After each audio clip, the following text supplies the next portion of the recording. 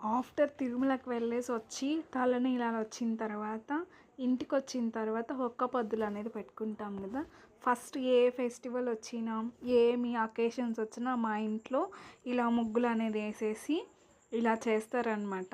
మేము ఒక్క పొద్దులు పెట్టుకుంటున్నాం కాబట్టి ఇంత అద్భుతంగా మా ఇద్దరు వదినలు, పెద్ద వదిన లాస్ట్ వదిన కలిసి ముగ్గు పెట్టారు. మనకి ముగ్గులో నాలెడ్జ్ నీళ్ళు. అండ్ వీడు నా పెద్దల్లుడు, వాడి బర్త్డే ఆ రోజు. అండ్ పూజా సామాగ్రి అంతా వాష్ చేసుకొని నీట్గా ఒక క్లాత్ పెట్టుకొని దాన్ని తుడుచుకుంటాము. కడిగిన వెంటనే అలాగే పెట్టేస్తే దాని మీద డ్రాప్లెట్స్గా వస్తాయి. సో అలా రాకుండా ఉండాలి అంటే కడిగిన వెంటనే అలా చేసేసుకోవాలి. ఇంకా నేను ఫ్రెష్ అయ్యాను కానీ ఇంకా డ్రెస్అప్ అవ్వలేదు. అండ్ హెయిర్ నేను కూడా ఇచ్చేసాను. ఈ కాలంలో చాలామంది హెయిర్ అనేది ఇవ్వట్లేదు, కానీ మా అత్తమ్మ వాళ్ళు ఇచ్చేస్తారంట. నేను కూడా ఇవ్వకూడదు అంటే ఉంటాయి కదా గోల్స్ అనేవి, మనకి ఇవ్వకూడదు, ఎలా ఉంటామో ఏంటో అది ఇది అని థాట్స్ ఉంటాయి. సో మా వాడు కొంచెం సెకండ్ మంత్లో ఫస్ట్ మంత్లో ఏడుస్తూ ఉండేవాడు. సో దానికని మా అత్తమ్మ వేరే వాళ్ళు చెప్తే ముడుపు కట్టుకొని ఇంకా అందరం వచ్చి అక్కడే ఇచ్చేస్తాము అని చెప్పి మొక్కుకున్నారు. సో దానికి నేను కూడా ఒబే అవ్వాలి కాబట్టి కొన్ని రూల్స్ అండ్ రెగ్యులేషన్స్ ఉంటాయి ఫ్యామిలీస్లో. సో దానికి మనం ఖచ్చితంగా ఒబే అవ్వాలి. అందుకని చెప్పి నేను కూడా బిడ్డ కంటే ఏది ఎక్కువ కాదు అని చెప్పి నేను కూడా తలనీలాలు అనేది శ్రీవారికి ఇచ్చేసాను. అండ్ మా అత్తమ్మ మా ఇంట్లో అయితే మేము పసుపు కుంకుమ రెండూ పెట్టేవాళ్ళం, కానీ పసుపు కంటే గంధం చాలా శ్రేష్టమైనదంట. సో దానికోసం పసుపు కాకుండా గంధం అలా ప్లాస్టిక్ కవర్స్లో పెట్టుకొని ఉంటాము, బౌల్స్లో అలా పెట్టుకుంటాము. అండ్ నేను పెట్టింది రైటా కాదా చెప్పండి. కొన్నిసార్లు మర్చిపోయి అలా పెడుతూ ఉంటాను. అండ్ చాలామంది అంటుంటారు ఎందుకు ఇచ్చేసారు, హెయిరే కదా మనకి గ్రోత్ అందం ఇచ్చేది అని. గ్రోత్ హెయిర్ బ్యూటీ అనేది మనకి హెయిర్ ఆడవాళ్ళకి. కాకపోతే హెయిర్ ఇప్పుడు పోతే అప్పుడు వస్తుంది, మనం కట్ చేసుకున్నా వస్తుంది, మొత్తం గుండు ఇచ్చినా వచ్చేస్తుంది హెయిర్ అనేది. 1 year 3 years అలా పట్టుద్దేమో, అంతే టైం పడుతుంది, but it will be back. కానీ మనం దేవుడికి ఇచ్చిన మాట నెరవేర్చకపోతే ఆయన ఎలాగైనా తీర్చుకుంటారు. సో మనం కన్ఫామ్గా మన పెద్దవాళ్ళు మొక్కుకున్నారంటే వాళ్ళకు అనుగుణంగా వెళ్ళిపోండి. రెట్టమతం అలా చేయొద్దు. గాడ్ చాలా డివైన్ పవర్ కాబట్టి గాడ్కి మనం ఏదన్నా ఇవ్వాలి అని అనుకుంటే అప్పుడే మొక్కులు తీర్చేసుకోవాలి.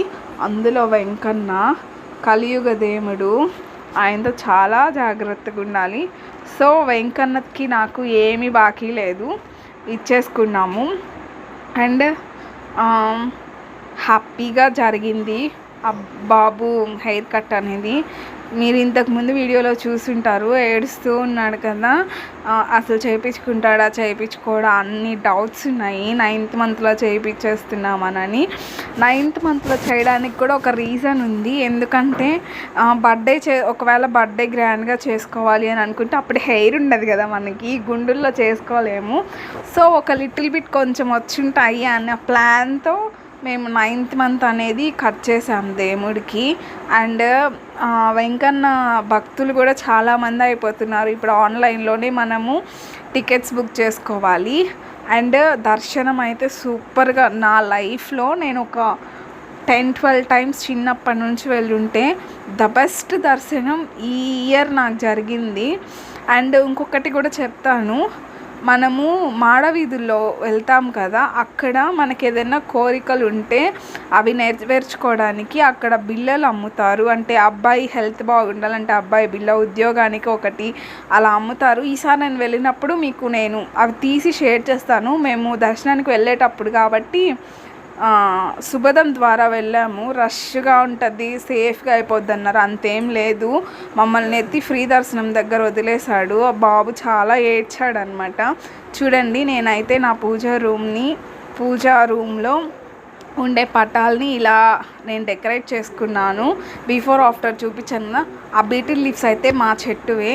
అండ్ మీరు ఎంతో ఇష్టపడే పూర్ణం కుడుములు, పూర్ణం అంటారు కదా, మేమైతే సుకీలు అంటాము. మా వదిన, మా చిన్న వదిన ఆడబిడ్డ అనమాట, ఆమె అదే పప్పు సుకీలు చేస్తుంది. చాలా టేస్టీగా ఉంటాయి పప్పు సుకీలు.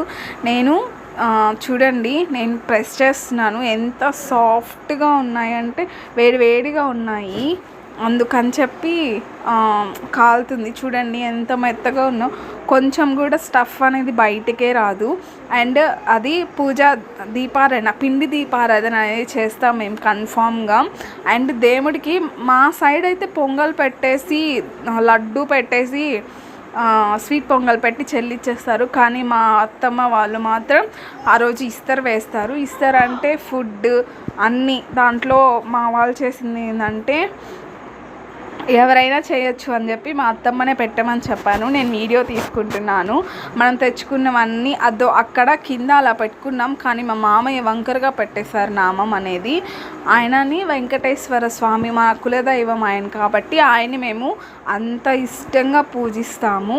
కులదైవం వేరే ఉంటారు, ఇష్టదైవం వేరే ఉంటారు. కులదైవం మెయిన్, ఇష్టదైవం కూడా మనకి ఇంతేను. చూడండి, మేము అలా పిండి దీపారాధన, కళ్యాణం, లడ్డు అన్నీ తెచ్చుకున్నాము అందరికీ షేర్ చేయడానికి. అంటే పక్కన వాళ్ళకి కూడా పెట్టాలి కదా. ఆ రోజు మా ఇంట్లో ఏమేమి ఐటమ్స్ అంటే ఫుడ్, వైట్ రైస్, సాంబారు, పప్పు, నెయ్యి అండ్ తాలింపు. బీనీస్ తాలింపే చేస్తారు ఎందుకో మా అత్తమ్మ. బీనీస్ తాలింపు, వడ, సుకి, పాయసం, ఇన్ని ఐటమ్స్ లేసి మార్నింగే లేసి ఇంటినంతా శుభ్రం చేసుకొని అలా ఇస్తర్లో పెడతారు. ఎందుకో అంటే ఇస్తర్లో తింటే కొంచెం దేవుడు అన్నం తిన్నా కానీ మనకి స్టమక్ అనేది ఫుల్ అయిపోద్ది, టమ్మీ. అయినా కూడా మా అత్తమ్మ 2 పెడతారు. ఒక్కొక్కటి పెట్టుమా అన్నా కూడా వినరు, ఎందుకు అది తెలీదు. అది వినాయక చవితికి అలాగే పెడతారు.